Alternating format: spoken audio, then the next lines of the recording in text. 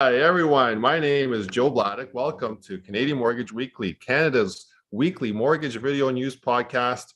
We're joined here today by Sam Thompson, and we're going to get right into things today. We're really excited.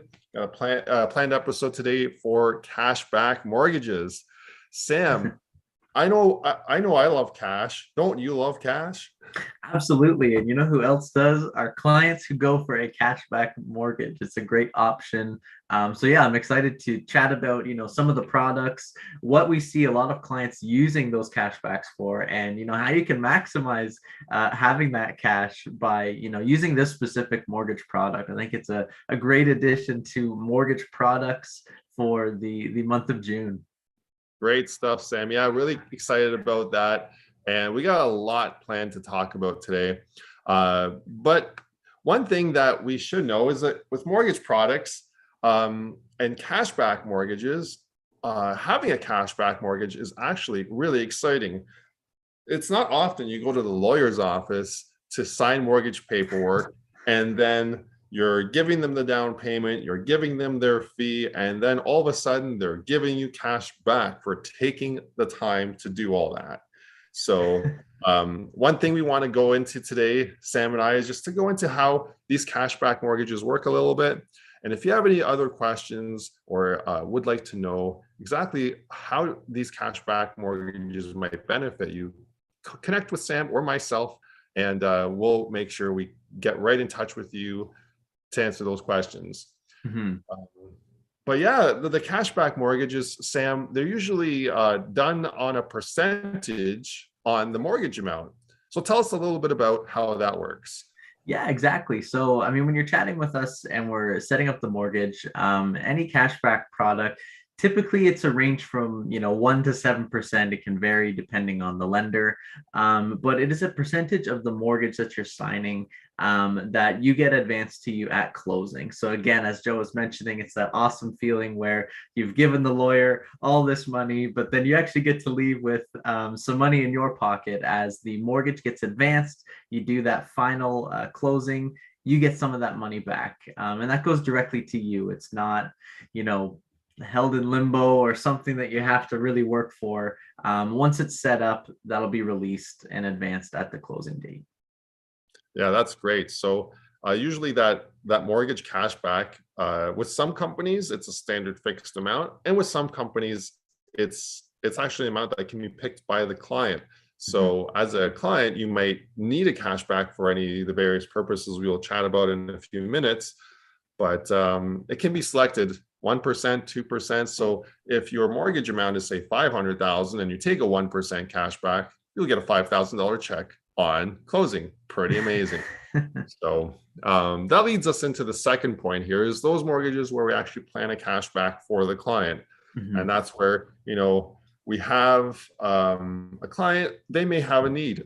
For example, they may need to cover some debts that they need to pay off before they actually close the mortgage. So having a planned cashback can actually help take care and consolidate some of those debts at the same time as purchasing that home, which is a really neat feature, isn't it, Sam? Yeah, absolutely. It's definitely a way to, to get ahead and have a bit of that security. And I know that we also see that in terms of using the cashback to help cover some of those closing costs, because I know for a lot of buyers, saving up that down payment is enough. And, even if you're selling and buying a new property and you have that land transfer tax as well, those things start to add up, including legal fees. So by having a cashback and being able to, throw that at those closing costs, it can help to alleviate some of those cash flow breaks that, you might already feel pretty strapped after, coming up with that down payment amount. So having a cashback can help alleviate some of those closing costs. I know we've specifically seen it really helpful for a lot of first-time buyers, right? Who, they're already getting the rebate for their land transfer tax. So that's typically not an issue. But at the end of the day, they don't have any equity to work with. They're trying to get in the market. So we do see often cashback helping our first-time buyers cover some of those closing costs. Yeah, exactly. And even for second time or third time buyers, sometimes even if you're in that situation, we have seen a few people that do need that little extra help too. But definitely, you're right. First time buyers, that's a really good help. Uh, Saving the down payment is so hard on its own these days, just to get into the average priced Canadian home. Mhm. Yeah. So that leads us to the next point here, is that actually, in addition to a planned cashback, there are promotions that brokers and agents and banks offer at times where the cashback is actually a promotion, and in a sense where it can be built into the mortgage as a bundle promotion, where they can cover things like legal fees to transfer your mortgage or close your mortgage. Hmm. Same, we've even seen appraisal fees covered, with regards to paying back the client for that appraisal cost when they Mhm. have to purchase the home and the bank requests that. So it's really good that the banks are offering these types of promotions. It really makes it for a competitive market out there, because it might be the rate that you are concerned about, but some clients aren't always concerned about the bottom line interest rate. They also want these other promotions, just cash back. Mhm. Yeah, and it definitely highlights again, it being a good decision to have that conversation with your mortgage professional to get them to review the options that are out there, Yeah. because again, we know that coming out of or sorry, still being in mortgage products month, there's a lot of mortgage products and mortgage providers. So by chatting with Joe or myself or Terry Lynn at the office, we can look at, maybe specific lenders are now offering these types of promotions if that's something that you're interested in. So again, staying informed and educated and connected is always a good decision, especially for your mortgage. Oh, you bet. Um, that brings us to the next point, is that if you need some cash out of your mortgage where it's more than the cash back, then there's another option, and that's you can go straight into a refinance and then take out cash from your equity. It's not viewed as the same cash back arrangement as some of these other cash backs where you get a check on closing for taking out the mortgage. In Mhm. this case, it's more so you're taking out the mortgage and you're getting the cash from that mortgage that you're taking out. So a really good way to actually finance renovations or other big projects, big Mhm. ticket items, using your home equity, even consolidating debts, and some other things. What are some other things people use their refinances there for, Sam? Yeah, absolutely. I think, most commonly, like you were saying, we see them for renovations or home upgrades and debt consolidation. But Yeah. also, again, if they're looking at, again, making one of those purchases or something that's a bit more big ticket, like you're saying, then, maybe a 1% cash back on the mortgage, it does free up some more options, and give you that straight takeout of your equity. Yeah, and then also another thing you can do with your mortgage when you do get a cash back and you're not sure what to use that money for, um, or perhaps you've already been planning it all along, and that is to build an emergency fund, something that is really useful, can get you through times when the need for extra cash is prominent, and it can get you through those times when maybe someone has needed to take some time off of work or for a big project that has come up unexpectedly, like a roof repair or something like that. Mhm. So always good to have an emergency fund, and having cash to the side for that is important. So yeah, I don't know what you guys would use your emergency fund for, Sam, but definitely not DoorDash. That's right. Unless it's an emergency. That's right. Um, yeah, so that kind of rounds off our spotlight on cashback mortgages today. If you are interested in hearing more about cashback mortgages, feel free to connect with Sam, myself, uh, Terry Lynn. Smash that like button, share the video. But now, as we're finishing that up, we want to get into these mortgage statistics that we do follow on Canadian Mortgage Weekly. Um, for our clients. And one of those things is the Canadian bond yield and where that is headed. We've been spotlighting this on Canadian Mortgage Weekly for a number of weeks now. Sam, tell us where this has been headed lately.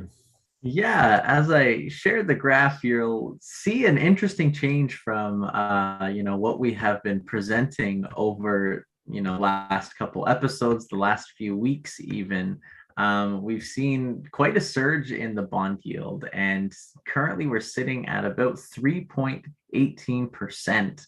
Now, the last time we had reported this on last week's Canadian Mortgage Weekly, the bond yield was sitting at about 2.86%. So it is quite an increase, almost 0.5% just in the last week. So it's definitely big news. And I have seen a ton of articles, with commentary and highlighting, some of the reasoning or results that we might see from this bond yield increase. Yeah, that's great. The next thing we focus on here is our CDOR rate here on Canadian Mortgage Weekly. And for that, we spotlight this because we want to take into account the difference in the variance between variable, prime, and the overnight rate, and just seeing if it's a good competitive option to go into a variable rate versus a 5-year fixed rate. And Sam, if we could just bring up the CDOR rate, we are at 1.83% today. So I'm not sure what the variance is here, but from what I can see, variable is still a good option. I know that a lot of clients are still asking us for variable. The going rhetoric from our clients is that, again, they'll take the variable now versus taking a fix at the higher rate now. So to actually get to that higher rate, they'll have to actually have many variable rate increases to get to that fixed rate. So our variable rate clients are taking variable rates simply because they feel it's high cost to lock in. Yeah. And the CDOR rate helps us determine that. Yeah, absolutely. I think there is that growing sentiment of the variable rate. People are thinking it's increasing. They're seeing it as,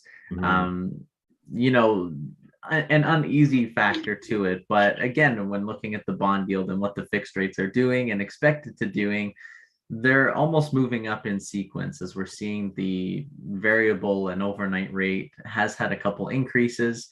The fixed rate also, we're likely going to be seeing an increase after the bond yield surge. So again, like you're saying, it's taking that risk to lock in at a fixed rate at where we think the rate is going to be headed. So again, the variance for the CDOR rate does still indicate variable is a good option. Yeah. That's great. And the next thing we have is the Bank of Canada interest rate announcement. So this is pretty exciting.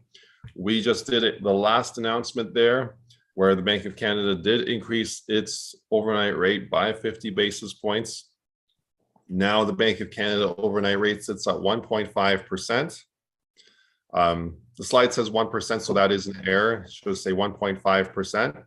And that represents an increase of 600% from the Bank of Canada overnight rate as of January of 2022. So quite a large increase, and we'll make sure we update the stat for next week's slide. That's right. Yeah, it's definitely been a lot of activity on each of these Bank of Canada announcements. The next one coming up on July 13th. Again, a few articles that I have been seeing, some economists are still expecting further rate hikes as we, head into the next few of the year. So we'll have to, see the coverage and see what the Bank of Canada ends up doing. Again, the next announcement will have the monetary policy, which is always good to be able to comment on and see what the Bank of Canada is forecasting going forward. So yeah, you definitely do not want to miss the next Bank of Canada rate announcements, where we see if they'll do 3 for 3 for 50 basis point hikes. Yeah, we'll have to see about that. It's hard to say that will actually happen. I think Canadians have been tightening their belts, and that's the whole reason why the Bank of Canada is doing this, is to tighten Canadians' belts. And I think that, you know, if we're seeing that, maybe they'll lay off on the interest rate hikes, and Canadians will stop buying things, because that's what's really in the end of the line causing the inflation that is causing the rates to go up. So if we all stop buying things, for goodness sakes, we'll be able to put this all into check. So let's take a look at the next rate announcement, which is July 13th. Keep in touch with us for Canadian Mortgage Weekly when we are going to join you on our pre-rate show. It'll be a new one, a very different format this time around, and we look forward to seeing you there. And now the next thing, which is really exciting, I think this is the last week we'll be reporting last month's stats, though, is the national house price average, sitting currently at $746,000. Yes, like you said, hopefully this is the last time we'll be reporting this. Usually we can expect it about mid-month, so hopefully we'll have some updated stats for you guys next week on episode 83. But again, for now, I think we have seen a shift in the market, and we have commented on that before, where it is balancing a bit. We're seeing slightly softer house prices, so it'd be great to see what the final data was for May of 2022, and see if it continues that downtrend that we're seeing in the national home price average.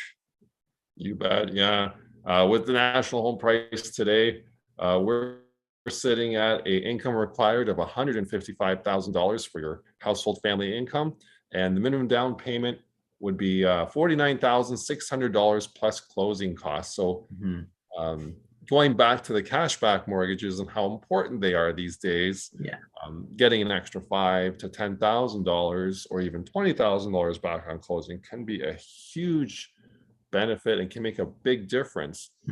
Just imagine if you're buying a house that doesn't even have any blinds or curtains. That alone is going to set you back at least $1,000 just for all that. So make sure you plan out your mortgage correctly. Give Sam, myself, or Terry Lynn a shout. We'll be happy to go over how these mortgage products can affect you, specifically the cashback mortgage products. And Sam, always good having you on the show as well. Let me tell you a little bit about Sam. He is a mortgage agent in Barrie, Ontario. He moved here from Ottawa about 2.5 years ago, and has been with Mega Mortgage for about 2.5 years now. So great having you on the show. And thanks for always providing your expertise here today. Yeah, thanks for having me. It was a great episode to cover. You gotta love cash back. I don't know anyone who doesn't love cash, especially when you're purchasing a home. But yeah, thank you for having me, Joe. You've been in the industry yourself for over 11 years, living up in Aurelia, with tons of knowledge and expertise in the mortgage industry. So again, thank you so much for having me on the episode, and it was a really good topic to cover. Great stuff, Sam. Yeah, absolutely a great topic to cover. If anyone has any more questions about cashback mortgages, or for us on Canadian Mortgage Weekly, Canada's weekly video mortgage news podcast, give us a shout. I would love if you could share this video or make a comment below with some videos or topics you would like to see us discuss on the show. And yes, we'll talk about HELOC products, right, Sam? Next week on episode 83. So this will be all about home equity lines of credit. And make sure you bring your questions, and we'll